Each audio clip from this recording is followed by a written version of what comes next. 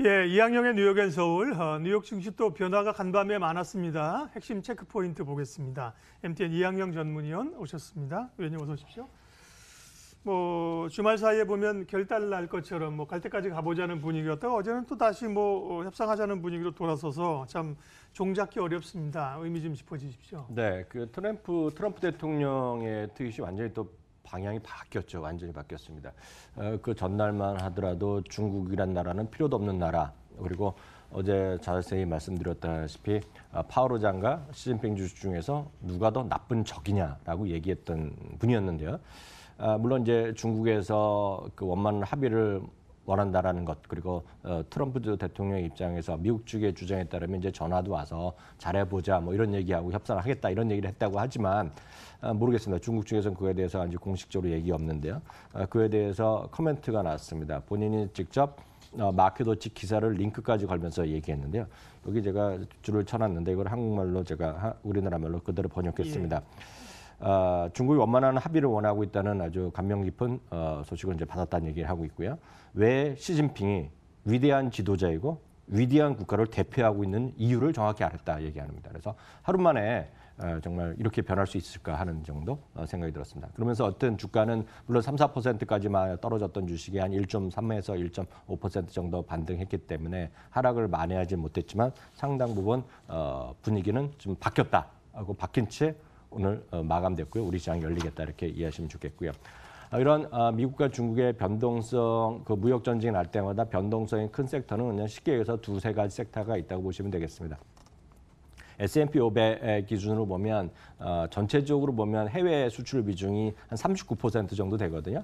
50% 넘는 섹터가 두 개가 있습니다. 첫 번째 섹터가 기술주 섹터, 두 번째 섹터가 소재주 섹터입니다. 그렇기 때문에 미국과 중국 간의 이슈가 있을 때마다 기술주가 크게 움직일 수밖에 없는데요. 오늘은 다시 기술주가 1.4% 올라가는 모습, 가장 상승폭이 컸던 섹터 중에 하나가 되겠고요.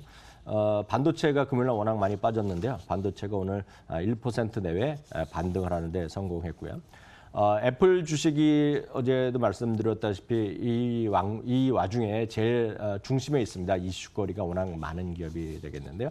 한 두 군데에서 나름 긍정적인 평가가 났습니다. D.A. 데이비슨에서는 중국 상황이 우려만큼 그렇게 나쁘지 않다 얘기를 하고 있고요. 그 근거로는 이제 트럼프 대통령이 이렇게 물론 바뀔지 모르겠으나 역시 애플은 위대한 기업, 팀 쿡은 훌륭한 사람, 나한테 전하는 사람이다 이런 얘기를 불과 일주일밖에 안 되기 때문에 뭔가 있을 것이라는 얘기를 하고 있고요.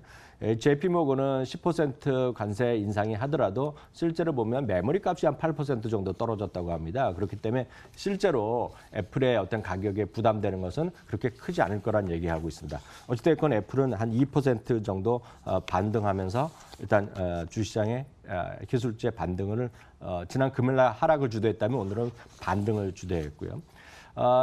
지표 중에서는 어제 이제 월요일날 미국 시간 월요일날 오전에 나올 것 중에 중요한 거가 내구재 주문이 있다고 얘기했습니다.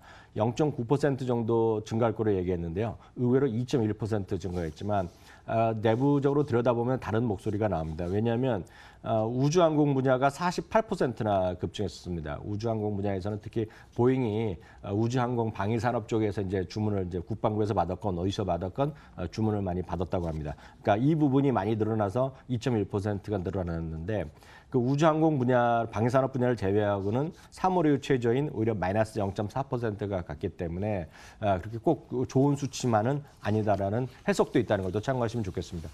네, 이후에 뉴욕 증시가 어떻게 될지를 좀 가늠해 보겠습니다. 간밤에 트럼프 대통령의 전향적인 태도로 주가가 반등했지만 문제가 끝났다고 보는 사람은 많지 않을 겁니다. 그만큼 불안감이 상존해 있을 텐데요. 월가의 시각은 어떻습니까? 네, 늘 말씀드리지만 트럼프 대통령의 트윗이 모든 것에 가장 큰 불확실성의 어떤 선봉에 서 있다라는 주장을 많이 합니다. 그렇기 때문에 실제로 모든 이 변동성의 핵심을 좀 굳이 좀 멋있게 포장하는 사람은 미국 경제 정책의 불확실성이라고 얘기하거든요. 그러니까 그런 것들이 충분히 있습니다. 다만 내부적으로 들어가면 왜 이렇게 주시장이 큰 재미 없느냐, S&P 500도 크게 작년 대비 올해 올라간 것이 없느냐 하면 딱 하나입니다. 이익이 증가하지 않고 있기 때문이거든요. 이익은 연간 보면 플러스 마이너스 1, 2%, 아주 좋게 봐야 플러스 2%입니다. 물론 내년에는 10% 이상 증가할 거로 생각을 하지만 그렇게 기대하지만 아직은 그게 핵심이겠고요.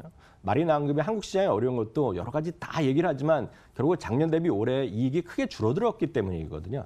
반대로 내년에는 우리나라 올해 이익 하락에 상당 부분 내년에 만회할 것이라는 게 일반적인 시각이기 때문에 일단 참고하시면 되겠고요. 지난 8월 초에 리만 사태와 같은 급락이 빠르면 한 달 내에 늦어도 이번 3개월 내에 올 수 있다라고 얘기했던 것이 노무라인데요. 오늘은 한 걸음 더 나갔습니다.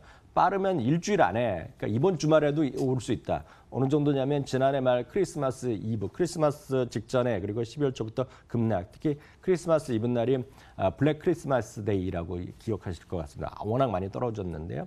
그래서 그 정도만큼의 급락을 경고를 하고 있습니다. 노무라에서요. 그러니까 그런 얘기하고 있는데 그것은 뭐 몇 가지 얘기를 하고 있는데요.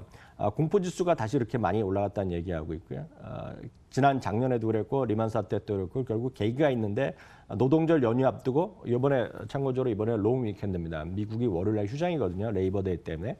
노동절 때문에요. 그렇기 때문에 그런 걸 대비해서 롱위켄들 대비해서 주식을 줄이려는 사람이 있고 여기에는 구체적으로 말씀드리면 펀더멘털에 대한 실망 때문에 파는 사람도 있고 또 하나는 시스템 매매 뭐 그런 얘기 많이 들으셨을 것 같습니다. 시스템 매매로 해서 매도 물량이 많이 늘어날 수 있는 찬스가 있다. 그런 얘기를 하면서 주가가 급락할 수 있다는 얘기를 경고로 노무라는 오늘도 하고 있고요. 모건 스탠리를 또 얘기하고 있어. 노무라의 얘기는 지금 지난번과 또 다른 증권사 JP 모건이랑 약간 다른 얘기지만 지금 글로벌 리세션은 지금 바로 앞에 와 있다는 얘기하고 있습니다. 그저께는 지금 코너 아직 보이지도 않는다 이런 얘기를 하는 사람도 있지만 모건 스탠리는 바로 앞에 와 있다는 얘기하면서 두 가지 정도 얘기하고 있습니다. 마침 G7 정상회담이 열렸기 때문에 G7과 관련된 경제 지표 두 개를 보여드리겠는데요. 첫 번째는 G7의 국가별 GDP 추이인데요. 이게 뭐 퍼센트가 중요한 것이 아니라 2017년 이후 꾸준하게 분기별로 우하향하고 있다는 것이 핵심적인 요인이 되겠고요. 두 번째는 제조업 PMI입니다. 제조업 PMI 약간 복잡하지만 오른쪽에 보면 다 기준선 위에가 있을 때가 2016년에서 17년까지입니다. 그때는 대한민국을 포함해서 G7뿐만 아니라 G20가 10년 만에 처음으로 모든 국가가 기준선 위에 있을 때가 바로 그 당시인데요. 지금은 기준선 위에 있는 것은 7월 말 기준으로 보면 미국이 가까스로 넘어 있고 프랑스가 계속 마이너스 100 이하에서 100 위에 갖고 있고 캐나다가 규모가 작지만 100 위에 갖고 이 세 나라밖에 없다는 것이고 미국도 좀 내려갈 찬스가 있죠. 그러니까 이런 것들이 근거로 지금 모건 스탠이 여전히 급하게 계속해서 시장을 안 좋게 얘기하고 있습니다. 다만 에드워드 야르데니 박사는 또 다른 얘기를 재확인하고 있는데요. 미국 기업의 실적을 견조한다는 얘기를 하고 있습니다. 480여 개 기업이 미국 기업이 2분기 실적을 발표했는데요. 실적 시즌 전에는 마이너스 1%였는데요. 그림 보여드리면 오히려 지금 발표한 결과를 보면 3.2% 이익이 증가했고 결국 하반기 내년에도 마찬가지일 거다 얘기를 하고 있습니다. 그런 근거로 미국과 중국 간의 무역 전쟁이 해결은 시간이 걸리겠지만 결국은 해결될 것이고 결국은 주시장은 올라갈 것이다. 이런 얘기를 하고 있는 사람도 있다는 거 참고하시기 바랍니다. 네, 뭐 긍정론과 부정론이 늘 교차하지만 어쨌든 간에 조금 더 경기 침체한 우려들이 좀 많아 보이는 게 판단입니다. 예. 뉴욕 증시 특징주 국내 증시 관련 지을 만한 기업은 어디입니까? 네, 우리나라 분들은 약상 익숙하지 않지만 해외에 계신 교포들은 이 회사를 누구나 다 아는 회사입니다. 네. 그러니까 저 유튜브로도 해외 많이 보신 분들은 다 아는 회사입니다. 뭐냐면 인투이트라는 회사가 있습니다. 인투이트 이름은 모르지만 그들이 쓰는 대표적인 브랜드가 터보텍스라는 것이 있는데요. 이 바로 이건데요. 우리나라 분들은 이제 자영업자 제외하고는 회사에서 연말 정산을 다 해주지 않습니까? 근데 선진국들은 대부분이 그 개인들도 그 직장인들도 예, 전부 다 하거든요. 그래서 우리나라도 매번 이슈가 됩니다. 왜냐하면 우리나라는 월급쟁이들이 돈을 세금 많이 낸다라는 그런 시각이 있지 않습니까? 네. 그러니까 외국은 이게 다 있습니다. 그래서 우리나라는 회계사나 세무사에서 우리나라도 전 국민 이거 하자는 얘기를 많이 하죠. 왜냐하면 그게 되면 그들이 제일 돈을 많이 벌거든요. 어찌됐거든요. 근데 이거를 회사 가서도 맡길 수도 있지만 이게 간단한 소프트웨어로 개인이 하거든요. 그게 한 두세 개 회사가 있는데 가장 큰 회사가 터보텍스입니다. 그리고 퀵북이란 건 소기업들 있죠. 미국에서 소기업들의 회계 전산 시스템입니다. 근데 보면 이게 매년 조금씩 제도가 바뀌기 때문에 매년 이거 돈을 내고 매달 내거든요. 그래서 이게 경기랑 상관없이 꾸준하게 돈을 벌 수밖에 없는 회사입니다. 그래서 이 그림의 주가를 보면 주가는 당연히 사상 최고로 그냥 계속 가는 회사라고 일단 이해하시면 되겠습니다.